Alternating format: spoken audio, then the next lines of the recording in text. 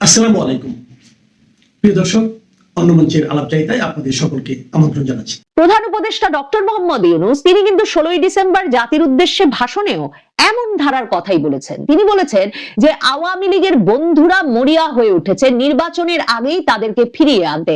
এই যে ইসরাফিল ফারাজি জুলাই ঐক্যের সংগঠক এই তরুণ নেতা যে কথা বলছেন যে বিভিন্ন দূতাবাস থেকে আওয়ামী লীগের ফেরানোর তৎপরতা দেখা যাচ্ছে, ভারত লবিস্ট নিয়োগ করে বিএনপি জামাত সহ বড় দলগুলোর সঙ্গে কথা বলছে, তার মানে সেই উদ্বেগ কিন্তু ডক্টর ইউনূসও জাতির উদ্দেশ্যে ভাষণে একভাবে প্রকাশ করেছেন। বাংলাদেশ ভারতের সম্পর্কটা তলানিতে গিয়ে ঠেকেছে কিনা, এর চেয়ে আর খারাপ হওয়া সম্ভব কিনা, এ নিয়ে যখন দুদেশের নানা বিশ্লেষক পর্যবেক্ষকেরা নানা রকম বিবেচনা বিশ্লেষণ করছেন, তখন সম্ভবত ভারত গুরুত্বের সঙ্গে এবং গুরুতরভাবে এটা উপলব্ধি করেছে যে বাংলাদেশে ভারত বিরোধী রাজনীতি এখন সম্ভবত তুঙ্গে উঠতে যাচ্ছে। একটা বড় ধরনের আন্দোলন দানা বাঁধছে ভারতের বিরুদ্ধে, ভারতের প্রতিষ্ঠানের বিরুদ্ধে, ভারতের কূটনৈতিক মিশনগুলোর বিরুদ্ধে এবং ভারত রাষ্ট্রটির বিরুদ্ধে, এক কথায় ভারতীয় আধিপত্যবাদের বিরুদ্ধে, যেখানে সকলে মিলে ঐক্যবদ্ধ হয়েছেন যারা যারা জুলাই আগস্ট আন্দোলনের নেতৃত্ব দানকারী পক্ষ ছিলেন। এই সব রাজনৈতিক দলগুলো মিলে শহীদ মিনারে সোমবার একত্রিত হয়ে শপথ নিয়েছে হাতে হাত রেখে যে ভারতীয় আধিপত্যবাদের বিরুদ্ধে তারা ঐক্যবদ্ধ লড়াই করবে। ওসমান হাদি শুক্রবার দিন গুলিবিদ্ধ হওয়ার পর থেকেই এই বিশ্বাস ওসমান হাদির পরিবার, স্বজন, বন্ধু বান্ধব থেকে জুলাই আগস্ট আন্দোলনের নেতৃত্ব দানকারী পক্ষের মধ্যে ছড়িয়ে পড়ে যে এই ঘটনার পেছনে, মানে এই যে ওসমান হাদিকে শুক্রবারে দিনে দুপুরে ঢাকা শহরের রাস্তায় তিনি রিক্সা করে যাচ্ছিলেন, টার্গেট কিলিং এর চেষ্টা করা হলো, তাকে লক্ষ্য করে প্রফেশনাল শুটার দিয়ে গুলি চালানো হলো, এই ঘটনার পেছনে ভারতের গোয়েন্দা সংস্থার হাত থাকতেই হবে। কারণ ভারতীয় আধিপত্যবাদ বিরোধী এক মুখ হয়ে উঠেছিলেন ওসমান হাদি জুলাই আগস্ট আন্দোলনেও, যিনি সম্মুখ সারিতে ছিলেন। ওসমান হাদির ওপরে হত্যা প্রচেষ্টার এই ঘটনার পর থেকেই আবারও ভারত বিরোধী নানা বয়ান সামনে আসতে থাকে এবং তরুণ নেতৃত্ব যারা জুলাই আগস্ট আন্দোলনের সম্মুখ সারিতে ছিলেন তারা সরাসরি নানা রকম ভারত বিরোধী বক্তব্য দেওয়া শুরু করেন। হাসনাত আব্দুল্লাহ তো শিরোনামই হয়েছেন। সোমবারে শহীদ মিনারে ওসমান হাদির কে তার প্রচেষ্টার প্রতিবাদে তার দল ইনকিলাব মঞ্চ যে প্রতিরোধ সমাবেশ করেছিল সর্বদলীয়, সেখানে গিয়ে হাসনাত আব্দুল্লাহ তো বলেছেনই যে যদি বাংলাদেশকে অস্থিতিশীল করার চেষ্টা হয়, বাংলাদেশে যদি শেখ হাসিনা, আসাদুজ্জামান খান, কামাল সহ আওয়ামী লীগের দণ্ডপ্রাপ্ত নেতাদেরকে ভারত ফিরিয়ে না দেয়, যদি ভারত ওসমান হাদির হত্যাকারীদের ফিরিয়ে না দেয় বাংলাদেশে, তাহলে বাংলাদেশও বসে থাকবে না। বাংলাদেশ ভারতের উত্তর পূর্বাঞ্চলীয় 7 রাজ্যের বিচ্ছিন্নতাবাদীদের এর আশ্রয় প্রশ্রয় দেবে বাংলাদেশের ভূমিতে এবং এর মাধ্যমে ভারতের ওই 7 রাজ্যকে, 7 সিস্টার্সকে ভারতের মূল ভূখণ্ড থেকে বিচ্ছিন্ন করে ফেলবে। ভারত যে আঁচ করতে পারছে, যে ঘটনা কত গুরুতর হয়ে উঠছে, ওসমান হাদির ওপর হামলার প্রতিবাদে ওই প্রতিরোধ সমাবেশে সর্বদলীয় ঐক্য ঘটার মাধ্যমে যে ভারত দিল্লিতে হাই কমিশনারকে তলব করে ডেকে এনে এ বিষয়ে উদ্বেগ প্রকাশ করেছেন। বাংলাদেশের পররাষ্ট্র উপদেষ্টা তৌহিদ হোসেন সংবাদ মাধ্যমকে বলেছেন যে ভারতের সঙ্গে সম্পর্কে একটা টানাপোড়েন আছে বটে, কিন্তু বাংলাদেশ কখনোই তার ভূমি কোনো বিচ্ছিন্নতাবাদীকে ব্যবহার করতে দেবে না। এগুলো একজন রাজনীতিক বা অ্যাক্টিভিস্ট বলতে পারেন বটে, কিন্তু কোনো সরকার সে কাজটা করতে পারে না। কিন্তু ভারতের পক্ষে আসলে নিশ্চিন্তে বসে থাকা মুশকিল, কারণ শুধু যে বিচ্ছিন্নতাবাদী আন্দোলন উস্কে দেওয়ার হুমকি সেখানে দেওয়া হয়েছে তা নয়, যেটা ভারতকে এখন আরো বেশি উদ্বিগ্ন করে তুলেছে সেটা হচ্ছে ওই সভা থেকে এই অঙ্গীকারও করা হয় যে ভারত যদি শেখ হাসিনাকে ফিরিয়ে না দেয়, ওসমান হাদির হত্যাকারীদের ফিরিয়ে না দেয়, তাহলে ভারতীয় যত প্রতিষ্ঠান বাংলাদেশে আছে সেসব প্রতিষ্ঠানের বিরুদ্ধে প্রতিরোধ গড়ে তোলা হবে। সার্জিস আলম, জুলাই আগস্ট আন্দোলনের আরেক নেতা, জাতীয় নাগরিক পার্টির নেতা, তিনি সেখানে সরাসরি বলেছেন যে বাংলাদেশে ভারতীয় দূতাবাসের কোনো প্রয়োজন নাই। ডাকসু বিপি ছাত্র শিবির নেতা সাদিক কায়েম দাবি করেছেন যে বাংলাদেশের উচিত ভারতের সঙ্গে কূটনৈতিক সম্পর্ক পুনর্বিবেচনা করা এবং তাদের দাবি যে বাংলাদেশের আসলে ভারতের সঙ্গে সম্পর্ক থাকার দরকারটা কি। এই বুধবার দিনে বাংলাদেশে long march to high commission ডেকেছিল জুলাই ঐক্য নামের একটা মোর্চা। এই যে জুলাই ঐক্য মোর্চাটি গঠিত হয়েছে ভারতের আধিপত্যবাদ বিরোধী একটা প্ল্যাটফর্ম হিসেবে এবং সকল সংগঠনকে ঐক্যবদ্ধ করে, যারা নাকি জুলাই স্পিরিট ধারণ করেন এবং জুলাইয়ের, তাদের ভাষায় জুলাইয়ে যে অপূর্ব ঐক্য হয়েছিল তার প্রতীক হিসেবে, সেটাও কিন্তু খুব তাৎপর্যপূর্ণ। কারণ এই জুলাই ঐক্যের লং মার্চে প্রথম দিনেই তারা যখন রামপুরা ব্রিজের সামনে জড়ো হতে থাকেন, তখন সেখানে ছাত্র জনতার পাশাপাশি কিন্তু সাবেক সেনা কর্মকর্তারাও এসে যোগ দিয়েছেন। এছাড়াও সাধারণ ছাত্রদের বাইরেও ডাকসু মানে ঢাকা বিশ্ববিদ্যালয় কেন্দ্রীয় ছাত্র সংসদের নেতৃবৃন্দ, জাকসু জাহাঙ্গীরনগর বিশ্ববিদ্যালয় কেন্দ্রীয় ছাত্র সংসদের নেতৃবৃন্দ, বিভিন্ন বিশ্ববিদ্যালয় এমনকি স্কুল কলেজ মাদ্রাসার শিক্ষার্থীরা এসে রামপুরা ব্রিজের সামনে ওই long march to high commission কর্মসূচিতে যোগ দেওয়ার জন্য জড়ো হতে থাকেন। এরপর পুলিশ তাদেরকে রামপুরা ব্রিজ থেকে রওনা হওয়ার পর বাড্ডার হোসেন মার্কেট এলাকায় পৌঁছলেই পুলিশ তাদেরকে বাধা দেয় বটে, কারণ ভারতীয় দূতাবাসটা কিন্তু মার্কিন যুক্তরাষ্ট্রের দূতাবাসেরও ঠিক পাশে। কাজে একটা দূতাবাস এলাকার মধ্যে এত বড় মিছিল শুধুমাত্র ভারতীয় দূতাবাসকে লক্ষ্য করে যেতে দেওয়া পুলিশের পক্ষে বা আইন শৃঙ্খলা বাহিনীর পক্ষে প্রায় অসম্ভব। তারা সেখানে বাধা দেন এবং সেখানে বসে এরপর কর্মসূচিতে অংশগ্রহণকারীরা একটা সমাবেশ করেন। সেই সমাবেশে জুলাই ঐক্য থেকে এই হুঁশিয়ারি উচ্চারণ করা হয়েছে যে ওসমান হাদির ওপর হামলাকারী ও শেখ হাসিনাকে ফেরত না দিলে তারা হাই কমিশনে ঢুকবেন এরপর আর এই বাধা মানবেন না। এই যে জুলাই আগস্ট আন্দোলনে নেতৃত্ব দানকারী সকলের কিংবা জুলাই আগস্ট আন্দোলনে অংশগ্রহণকারী প্রতিটি সংগঠন যারা শহীদ মিনারে জড়ো হয়েছিল সোমবার, তাদের প্রত্যেকেরই বিশ্বাস যে ওসমান হাদির ওপর হামলাকারী ভারতে পালিয়ে গেছেন এবং ভারত সেখানে তাদেরকে সুরক্ষা দিচ্ছেন।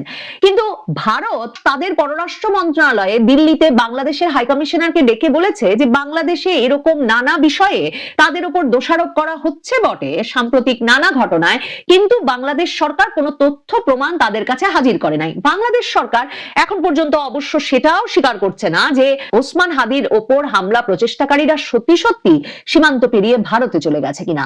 কিন্তু এই মুহূর্তে যে ভারতের সঙ্গে সম্পর্ক উন্নয়নের কিংবা ভারতের সঙ্গে সম্পর্কটা স্বাভাবিকীকরণের কোনো উদ্যোগ নেওয়া অন্তর্বর্তী সরকারেরও সম্ভব নয় কিংবা অন্তর্বর্তী সরকারও সেটা চায় না, সেটাও খুব পরিষ্কার ভারত বুঝতে পারে।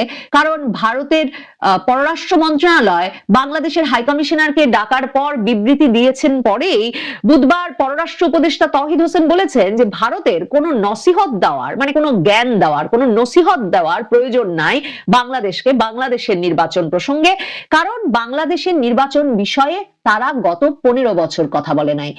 ভারত গুরুতর সংকটে পড়েছে, দূতাবাস নিরাপদ রাখা কূটনৈতিক বাধ্যবাধকতায় নিশ্চয়ই বাংলাদেশ সরকার একটা ব্যবস্থা করবে। বিশেষভাবে যেটা বললাম যে দূতাবাস পাড়ায় মার্কিন দূতাবাসের পাশেই অবস্থিত, ওই দূতাবাসকে নিরাপদ নিশ্চয়ই রাখা যাবে। ব্যাপক সুরক্ষিতভাবে বিরাট জায়গা নিয়ে যেটা তৈরি হয়েছে। কিন্তু ভারত এর আগে দেখেছে মানে আগস্টে শেখ হাসিনা সরকারের পতনের পরেই কিন্তু সিলেটে, খুলনায়, রাজশাহীতে, চট্টগ্রামে ভারতের ভিসা সেন্টারগুলো কিংবা মিশনগুলো সেগুলো অরক্ষিত কিনা কিংবা রাজনৈতিক দলগুলো নানা সময় লং মার্চের ডাক দিচ্ছিল, এসবের মুখে কিন্তু খুলনা, রাজশাহী, চট্টগ্রামে দীর্ঘ সময় ভিসা সেন্টারগুলো বন্ধ রাখতে হয়েছে ভারতকে। আর ভারতের প্রতিষ্ঠান হিসেবে প্রতিরোধ গড়ে তোলার যে ডাক এসেছে সেটা কোথায় গিয়ে ঠেকবে সেই নিয়ে উদ্বেগ নিশ্চয়ই ভারতের আছে। জুলাই ঐক্যের সংগঠক ইসরাফিল ফরাজি প্রথম আলোকে বলেছেন, আজকের এই কর্মসূচি ছিল একটা সতর্কবার্তা। আমরা জানতে পেরেছি ভারত লবিস্ট নিয়োগ করেছে গণহত্যাকারী দল আওয়ামী লীগের জন্য, যারা বিএনপি জামাত সহ বিভিন্ন দলের কাছে যাচ্ছে আওয়ামী লীগকে পুনর্বাসনের জন্য। বিভিন্ন দেশের দূতাবাস থেকেও একইভাবে আওয়ামী লীগকে ফেরানোর তৎপরতা লক্ষ্য করা যাচ্ছে। ভারতের সঙ্গে থেকে যারা আওয়ামী লীগকে পুনর্বাসন করতে চায় তাদের সাবধান করে দিয়ে ইসরাফিল ফরাজি বলেছেন, আজ আমরা থেমে যাচ্ছি, সামনে আমাদের থামানোর ক্ষমতা প্রশাসন দেখাতে পারবে না। আজ আমরা হাজারে এসেছি, সামনে লাখে আসব। প্রধান উপদেষ্টা ডক্টর মোহাম্মদ ইউনূস তিনি কিন্তু 16ই ডিসেম্বর জাতির উদ্দেশ্যে ভাষণেও এমন ধারার কথাই বলেছেন। তিনি বলেছেন যে আওয়ামী লীগের বন্ধুরা মরিয়া হয়ে উঠেছে নির্বাচনের আগেই তাদেরকে ফিরিয়ে আনতে। এই যে ইসরাফিল ফরাজি জুলাই ঐক্যের সংগঠক এই তরুণ নেতা যে কথা বলছেন যে বিভিন্ন দূতাবাস থেকে আওয়ামী লীগের ফেরানোর তৎপরতা দেখা যাচ্ছে, ভারত লবিস্ট নিয়োগ করে বিএনপি জামাত সহ বড় দলগুলোর সঙ্গে কথা বলছে, তার মানে সেই উদ্বেগ কিন্তু ডক্টর ইউনূসও জাতির উদ্দেশ্যে ভাষণে একভাবে প্রকাশ করেছেন। শুধু তাই নয়, এই যে সেনা কর্মকর্তাদের, সাবেক সেনা কর্মকর্তাদের এই জুলাই ঐক্যে যুক্ত হওয়া এবং তাদের এই ছাত্র জনতা তরুণদের সঙ্গে ভারতের দূতাবাস অভিমুখে লং মার্চে যোগ দেওয়া, সেটাও খুব তাৎপর্যপূর্ণ। কারণ 24শে আগস্টের পর থেকেই সাবেক সেনা কর্মকর্তাদের একটা অংশ কিন্তু বারবারই ভারতের আধিপত্যবাদের বিরুদ্ধে সংগ্রাম বাংলাদেশে জরুরি এই ডাক দিয়ে আসছিলেন। 2024-এর ডিসেম্বরে, মানে 1 বছর আগে, জাতীয় ঐক্য ও সংহতি পরিষদের ব্যানারে সশস্ত্র বাহিনীর সাবেক কর্মকর্তারা ভারতের আগ্রাসনের বিরুদ্ধে এক প্রতিবাদ কর্মসূচি পালন করেন। যেই প্রতিবাদ কর্মসূচিতে সেনাবাহিনীর একজন অবসরপ্রাপ্ত মেজর বলে দেন যে আমাদের ট্রেনিং, আমাদের দক্ষতা ভারতের চেয়ে অনেক বেশি, আমাদের সাথে যদি ভারত যুদ্ধ করে আমরাও 4 দিনের মধ্যে কলকাতা দখল করে নেব। এই যে বাংলাদেশের সশস্ত্র বাহিনীর একজন সাবেক কর্মকর্তা কলকাতা দখল করতে আমাদের 4 দিন লাগবে এমন কথা বলে হুঁশিয়ারি উচ্চারণ করেছেন, তখন কিন্তু ভারতের সংবাদ মাধ্যমেও এটা শিরোনাম হয়েছিল। এর পাশাপাশি মনে রাখতে হবে যে ভারতের পররাষ্ট্র মন্ত্রণালয়ের তরফে রীতিমতো উদ্বেগ প্রকাশ করা হয়েছিল যখন বিডিআর তদন্ত কমিশনের প্রধান আরেক সাবেক সেনা কর্মকর্তা আলম ও ফজলুর রহমান, মেজর জেনারেল আলম ও ফজলুর রহমান, তিনি ফেসবুকে স্ট্যাটাস দিয়ে বলেছিলেন যখন মে মাসে ভারত পাকিস্তানের বিরুদ্ধে অপারেশন সিন্দুর পরিচালনা করতে যাচ্ছে, তখন বাংলাদেশ সেনাবাহিনীর এই সাবেক মেজর জেনারেল আলম ও ফজলুর রহমান বলেছিলেন ভারত পাকিস্তান আক্রমণ করলে বাংলাদেশের উচিত হবে উত্তর পূর্ব ভারতের 7 রাজ্য দখল করে নেওয়া এবং এ ব্যাপারে চীনের সঙ্গে যৌথ সামরিক ব্যবস্থা নিয়েও আলোচনা শুরু করা উচিত। তখনও ভারতের পররাষ্ট্র মন্ত্রণালয় থেকে উদ্বেগ জানানো হয়েছিল। কাজেই ভারত নিশ্চিতভাবে এই জুলাই আগস্ট আন্দোলনে যোগ দেওয়া, নেতৃত্ব দেওয়া তরুণদের সঙ্গে বাংলাদেশের বিশ্ববিদ্যালয়, স্কুল, কলেজ, মাদ্রাসার ছাত্রছাত্রীদের এই ঐক্য, মানে যা জুলাই ঐক্য নামে একটা প্ল্যাটফর্মের মাধ্যমে সংগঠিত হয়েছে, সেটাতে সাবেক সেনা কর্মকর্তাদের যোগদান এবং প্রথম দিনের লং মার্চের ডাকে এত সংগঠনের সমাবেশ ঘটানোর বিষয়টিকে নিশ্চয়ই গুরুত্বের সঙ্গে দেখবে। কারণ এরা তো সাধারণ ছাত্র জনতা, ডাকসু জাকসুর নেতৃবৃন্দ, সাবেক সেনা কর্মকর্তা পরিচয়ে এসেছেন। কিন্তু মনে করে দেখুন 2024-এর সেপ্টেম্বরে ভারতের মিডিয়ায় যে আগ্রাসন চালানো হচ্ছে, বাংলাদেশের বিরুদ্ধে যে অপপ্রচার চালানো হচ্ছে, তার বিরুদ্ধে হেফাজত সারা বাংলাদেশে লং মার্চের ডাক দিয়েছিল। এছাড়াও নানা সময়ে নানা রাজনৈতিক দল সংগঠিতভাবে ভারতের দূতাবাস অভিমুখে কিংবা ভারতের আগ্রাসন বিরোধী মিছিল করেছে গত 15 মাসে। কাজেই সকলে যদি সংগঠিত হন তাহলে সত্যিই তো যে কথা বলেছেন জুলাই ঐক্যের সংগঠক যে এবার 1000-এ এসেছি, এর পরের বার লাখে আসব, ভারত সম্ভবত সেটা বুঝতে পেরেই উদ্বিগ্ন এবং সে কারণে হাসনাত আব্দুল্লাহর 7 সিস্টার্স বিচ্ছিন্ন করে ফেলার কথা শুনে হাই কমিশনারকে ডেকে এনে ভারত এ বিষয়ে উদ্বেগ প্রকাশ করেছে। ভারত বাংলাদেশে তাদের স্থাপনাগুলোর নিরাপত্তা দেওয়ার জন্য আহ্বান জানিয়েছে বাংলাদেশ সরকারকে। কিন্তু এরপর ভারত কি করতে পারে? মানে দিল্লিতে তো হাই কমিশনারকে তলব করা শেষ, বিবৃতি দেওয়া শেষ, এরপর ভারত কি করতে পারে? যখন ভারতের বিরুদ্ধে এই আন্দোলন আরো দানা বেঁধে উঠবে, আরো পরিসরে বড় হবে, তখন ভারত কি পদক্ষেপ নিতে পারে যার ফলে বাংলাদেশে এই ব্যাপক ভারত বিরোধী মনোভাবের যে ক্ষোভ, যে ক্রোধ, তা কিছুটা প্রশমন হবে? ভারত কি ধরনের ব্যবস্থা নিতে পারে? বাংলাদেশের পররাষ্ট্র উপদেষ্টা বলেছেন তারা সবসময় চেয়েছেন সম্পর্ক ভালো করতে, কিন্তু সম্পর্কের টানাপোড়েন কমিয়ে আনা একপাক্ষিক উদ্যোগে সম্ভব নয়, আরেক পক্ষেরও চেষ্টা করতে হয়। ভারত কি চেষ্টা করতে পারে? এই মুহূর্তে আপনাদের সামনে কথা বলবো সরকারের পক্ষ থেকে ভারত বিরোধী সেন্টিমেন্টকে চাঙ্গা করা হয় বাংলাদেশে। এই প্রসঙ্গটি নিয়ে আপনাদের সামনে কথা বলতে চাই। আপনারা গত কয়েকদিন যাবৎ ভারত বাংলাদেশের টানাপোড়েনের সম্পর্ক দেখছেন। বিশেষ করে নতুন করে এই টানাপোড়েনটা শুরু করেছে বাংলাদেশ, সেটি গত রোববার ভারতীয় হাই কমিশনার প্রণয় ভার্মাকে তলব করবার পর থেকে। বাংলাদেশে একজন কর্মী, রাজনৈতিক কর্মী বা সামাজিক কর্মী, তাকে কি বলবো জানি না, ইনকিলাব মঞ্চের আহ্বায়ক হাদি, ওসমান হাদি গুলিবিদ্ধ হয়েছেন শনিবারে। গুলিবিদ্ধ হওয়ার পরের দিন রোববার ভারতীয় হাই কমিশনারকে ডাকা হয়েছে। কেন ডাকা হয়েছে?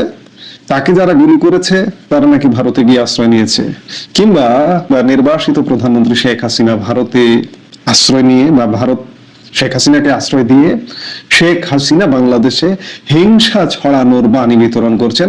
এগুলো যাতে না হয় এবং ভারতে যদি আশ্রয় নিয়ে থাকে ওসমান হাদিকে গুলি করা লোকজন, তাহলে ভারত যেন ফিরিয়ে দেয়, এজন্য প্রণয় ভার্মাকে তলব করেছিল। এরপরে গঙ্গা যমুনার জল বহু গড়িয়েছে। এরপরে আরেকজন হাসনাত আব্দুল্লাহ, সেটি রাজনৈতিক দল হিসেবে আত্মপ্রকাশ করেছে কি এনসিপি নেতা, দক্ষিণাঞ্চল মুখ্য সংগঠক, বিতর্কিত মন্তব্য করেছেন। সেভেন সিস্টার্সকে আলাদা করে দিবেন, সেভেন সিস্টার্স এর বিচ্ছিন্নতাবাদীদের বাংলাদেশে আশ্রয় দিবেন, ইত্যাদি বিভিন্ন কথা। এবং তৎপরবর্তীকালে ধারাবাহিকভাবে যেগুলো ঘটছে, যে ইনকিলাব মঞ্চ নামে একটি সংগঠন, সেটিও আসলে এগুলো সবগুলো শিকড় এক জায়গায় বাঁধা। জামাত, শিবির, এগুলো এক একটা হচ্ছে সিস্টার কনসার্ন। এই ইনকিলাব মঞ্চ, এই জুলাই ঐক্য ডাক দিয়েছিল গতকালকে ভারতীয় দূতাবাস ঘেরাওয়ের। ভারতীয় দূতাবাস সাথে সাথে ভিসা সেন্টার বন্ধ করে দিয়েছে। বাংলাদেশের হাই কমিশনারকে নয়াদিল্লিস্থ ভারতের পররাষ্ট্র মন্ত্রণালয় ডেকে যা বলার বলে দিয়েছে। আসার কথা হলো যে আজকে আবার ভারতীয় ভিসা সেন্টার চালু হয়েছে, আজকে থেকে আবার স্বাভাবিক কার্যক্রম চলবে। আমার প্রশ্ন সেটি নয়, প্রশ্ন হচ্ছে বাংলাদেশের সরকারের পক্ষ থেকে এই মুহূর্তে যে সরকারটি আছে, অবৈধ সরকার, এটি আসলে বৈধতার কোনো মানদণ্ডে পড়ে না। কারণ আমাদের যে তত্ত্বাবধায়ক সরকারের ব্যবস্থা ছিল 3 মাসের, 1.5 বছর হতে চললো, প্রায় 1.5 বছর ধরে কোনো নির্বাচন নেই, কিছু না, হঠাৎ করে একটা সরকারের পতন করে একটা সরকার শপথ হলো, শপথ নিয়ে এসে আনলিমিটেড সময়ের জন্য চলছে, কোনো নিয়ম নীতির বালাই নেই। আবার তারা বড় বড় লেকচার দেয়। আমাদের বন্ধু প্রতিম যে দেশটার সাথে আমাদের সম্পর্ক না রাখলে আমরা ক্ষতিগ্রস্ত হব, মারাত্মক ক্ষতিগ্রস্ত হব, দুর্ভিক্ষের সম্মুখীন হতে পারি, রাস্তাঘাটে লাশ পড়ে থাকতে পারে, ওই দেশটা যদি অবরোধ করে, সেই দেশটার সাথে আমাদের সরকার, এই দখলদার সরকার প্রতিনিয়ত হিংসা সৃষ্টি করছে, হিংসার চাষবাস করছে। এই যে এই সরকারের প্রধান ইউনূস সাহেব, আমি বারবার এগুলো কথা বলে আবারও বলছি যে তিনি ক্ষমতায় নিয়েছেন, ক্ষমতা গ্রহণই করেছেন ভারতের বিরুদ্ধে হিংসা ছড়িয়ে দিয়ে। আপনাদের মনে আছে নিশ্চয়ই, এগুলো আর নতুন করে বলবার কিছু নেই। এই যে এত কিছু ঘটলো, ভারতীয় ভিসা সেন্টার বন্ধ হয়ে গেল, ভারতীয় দূতাবাস বন্ধ হবে কিনা, নানান প্রশ্ন আসছে। এখনই এগুলো হবে না, হয়তো আরো যখন দেয়ালে পিঠ ঠেকে যাবে ভারত, হয়তো তখনই ব্যবস্থা নেবে। কারণ কিছু যে হবে না, ভারত যে কিছু করবে না, আজকে আবার ভিসা সেন্টার চালু হয়ে গেছে, তো কাজেই কিছু হবে না। কিন্তু সত্যিকার অর্থে ক্ষত তৈরি হচ্ছে। তো এই বাংলাদেশ সরকারের পক্ষ থেকে নানা রকম বিষোদ্গার করে হাসনাত আব্দুল্লাহরা নয় সরকারের অংশ নয়, সরকারের উপদেষ্টা তৌহিদ হোসেন গতকালকে বলেছেন সরকারের অংশ নয়, তারা বুনো জঙ্গলি কথাবার্তা বলতে পারে, কিন্তু দায়িত্বশীল সরকারের পররাষ্ট্র উপদেষ্টা কেন এইভাবে কথা বলেন? পররাষ্ট্র উপদেষ্টা গতকাল বিকেলে সাংবাদিকদের সঙ্গে কথা বলেছেন, সেখানে তিনি বলেছেন যে বাংলাদেশের জাতীয় সংসদের আসন্ন নির্বাচন নিয়ে ভারতের পক্ষ থেকে নসিহত করা হয়েছে বলে দাবি করেন এই তৌহিদ হোসেন সাহেব। তৌহিদ হোসেন বুধবার বলেন, নির্বাচন নিয়ে কোনো উপদেশ চাইছে না বাংলাদেশ। বুধবার বিকেলে বিদেশ মন্ত্রকে আয়োজিত সাংবাদিক বৈঠকে তৌহিদ বলেন, বাংলাদেশে নির্বাচন কেমন হবে এটা নিয়ে আমরা প্রতিবেশীদের উপদেশ চাই না। এখন সামনে আমরা একটা ভালো নির্বাচনের দিকে যাচ্ছি, এই মুহূর্তে তো আমাদের নসিহত করার কোনো প্রয়োজন নেই। এরপরেই তার মন্তব্য, ভারত আমাদের এটা নিয়ে উপদেশ দিচ্ছে, একে আমি সম্পূর্ণ অগ্রহণযোগ্য মনে করি। তারা জানে এর আগে গত 15 বছরে যে সরকার ছিল তাদের সঙ্গে ভারতের অত্যন্ত মধুর সম্পর্ক ছিল। ওই সময় নির্বাচনগুলো যে প্রহসনমূলক হয়েছিল, সে সময় তারা একটি শব্দ উচ্চারণ করেনি। তৌহিদ হোসেন বলছেন যে তারা একটা সুন্দর নির্বাচনের দিকে যাচ্ছে, গ্রহণযোগ্য নির্বাচনের দিকে যাচ্ছে। কেমনি গ্রহণযোগ্য? কোন নির্বাচন তো হচ্ছে না, বাংলাদেশের বিশাল জনগোষ্ঠীকে বাইরে রেখে নির্বাচন, আর নির্বাচন নিয়ে তো প্রতিনিয়ত সংকট ঘনীভূত হচ্ছে। তৌহিদ হোসেন বলছেন যে 15 বছর খারাপ ইলেকশন হয়েছে, 15 বছর খারাপ ইলেকশন হয়েছে, এই জন্যই তো ওই সরকারটা পড়ে গেছে। আজকে তো আপনাদের দায়িত্ব ভালো নির্বাচন করা, কিন্তু আপনারা আজকেও ভালো নির্বাচন করছেন না, বিতর্কিত নির্বাচন করছেন এবং আমাদের যে স্বাভাবিক সম্পর্কগুলো সেগুলো নষ্ট করে দিচ্ছেন। ভারতের সাথে আমাদের একটা সুন্দর স্বাভাবিক সম্পর্ক ছিল এবং এটি যৌক্তিক সম্পর্ক। এটি যদি কেউ মনে করে যে ভারতীয় আধিপত্যবাদ বা ভারত আমাদের অগ্রাসন করে, তার মস্তিষ্ক ঠিক নেই, তার মস্তিষ্কের ট্রিটমেন্ট প্রয়োজন। আর ট্রিটমেন্ট আপনি করবেন কিভাবে?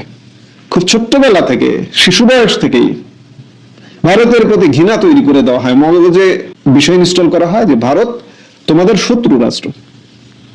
কাজে ওই মগজের ট্রিটমেন্ট করে ওই মগজ তো ভালো করা যাবে না। ইনস্টল যারা করে তারা তো আমাদের ভালো চায় না। আসলে ভারত কিভাবে শত্রু রাষ্ট্র হয়? আমি একাধিকবার বারবার বলি যে ভারত আর বাংলাদেশ ভৌগোলিকভাবে মানচিত্রটা ব্যতিক্রম মানচিত্র। চারপাশ দিয়ে দেয়াল দিয়ে আছে, সেই দেয়ালকে আপনি অস্বীকার করবেন কিভাবে? আজকে আপনি অস্বীকার করছেন, যার কারণে ভারত বাংলাদেশ সম্পর্কটা খারাপ থেকে খারাপই হচ্ছে। তৌহিদ হোসেন মন্তব্য করার পেছনে কারণ যে গতকালকে ভারত বাংলাদেশে একটি অবাধ, নিরপেক্ষ, সুষ্ঠু এবং অন্তর্ভুক্তিমূলক নির্বাচনের একটা বার্তা দিয়েছে। ওই বাংলাদেশের হাই কমিশনার রিয়াজ হামিদুল্লাহকে ডেকে কড়া থ্রেট দিয়েছে বলা যায় যে আমাদের দূতাবাসে যদি কোনো রকমের নিরাপত্তা বিঘ্নিত হয় তাহলে আমরা কিন্তু বসে থাকবো না, আমরা চুপ থাকবো না। এবং একই সাথে ভারত বলেছে যে আপনাদের দায়িত্ব, আপনারা তো নির্বাচিত সরকার না, আপনাদের দায়িত্ব বাংলাদেশে একটা অবাধ, নিরপেক্ষ এবং সুষ্ঠু এবং অন্তর্ভুক্তিমূলক নির্বাচন করা। এবং এই অন্তর্ভুক্তিমূলক শব্দটাতে তৌহিদ হোসেনদের আপত্তি। অন্তর্ভুক্তিমূলক মানে সব দলের অংশগ্রহণ। আওয়ামী লীগ এবং আওয়ামী লীগের সাথে যারা 14 দল ছিল, জাতীয় পার্টি ছিল, তাদের সবার অংশগ্রহণে নির্বাচন। সেটাই তো শুভ চিন্তা বা সুচিন্তার মানুষের কথা হওয়া উচিত। ধরে নিলাম আগে 15 বছর খারাপ ইলেকশন হয়েছে, কিন্তু তৌহিদ হোসেনরা তার থেকেও খারাপ ইলেকশন কেন করছেন? আগের 15 বছরে তো সেই সময়ের সরকার কাউকে বলেনি যে তোমার নির্বাচনে আসা নিষেধ, খবরদার নির্বাচনে আসবে না, এমনটা তো বলেনি। স্বেচ্ছায় শতপ্রণোদিত ভাবে কেউ যায়নি, কেউ গেছে, কিন্তু এখন তো ডাইরেক্ট বলা হচ্ছে যে তুমি নির্বাচনে আসতে পারবা না। যাই হোক, বাংলাদেশে রাষ্ট্রীয়ভাবে ভারত বিরোধিতা, ভারতের প্রতি হিংসার চর্চা করা হয়। এই তৌহিদ হোসেনদের আসলে ভিন্ন উদ্দেশ্য আছে। বাংলাদেশ অকার্যকর রাষ্ট্র হয়ে পড়ে থাকুক, বাংলাদেশ একটা ব্যর্থ রাষ্ট্র হয়ে পড়ে থাকুক, উন্নত, সমৃদ্ধশালী এবং উন্নতির দিকে এগিয়ে যাক তরতর করে, এরা এটা চায় না। যার কারণে প্রতিবেশীর সঙ্গে ঝগড়া বিবাদ লাগিয়ে রেখে দিয়ে এরা ক্ষমতা ত্যাগ করতে চায়। এরা ক্ষমতা ত্যাগ করার প্রায় কাছাকাছি চলে এসছে।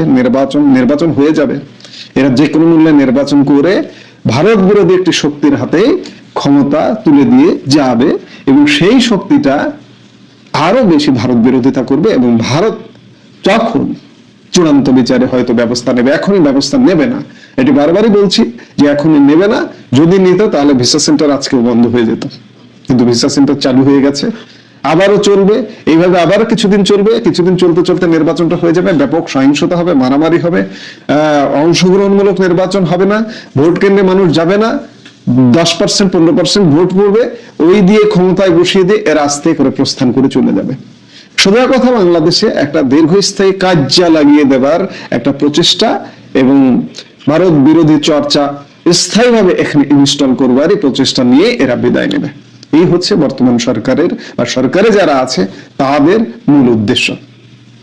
এই মুহূর্তে এ পর্যন্ত, সবাই ভালো থাকুন।